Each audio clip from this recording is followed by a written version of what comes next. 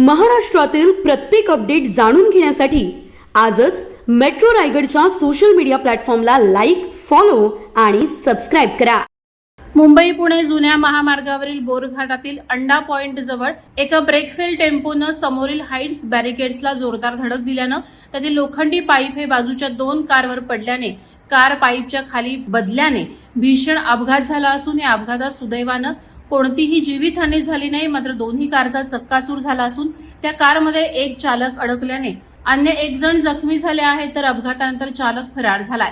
मुंबई पुणे जुन्या महामार्गावरून टेम्पो क्रमांक MH43Y3703 हा पुण्याहून मुंबईकडे लोखंडी पाईप घेऊन जात असताना तो दस्तूर येथील तीव्र उतारावर आला असता त्याचे ब्रेक फेल झाल्याने त्याने समोरील अंडा पॉइंट जवळील हाईट्स बॅरिकेड्सला कमानीला जोरदार धडक देऊन टेम्पो कमानीत जाऊन अडकला. मात्र त्या टेम्पोमधील लोखंडी पाईप हे शेजारील 2 कारवर पडल्याने कार पाईप खाली बदल्याने दोन्ही कारचा चक्काचूर झाला, तर एका कारमध्ये चालक अडकल्याने त्याला तात्काळ बाहेर काढल्याने तो थोडक्यात बचावलाय, तर दुसऱ्या कारमधील एक प्रवासी जखमी आहेत.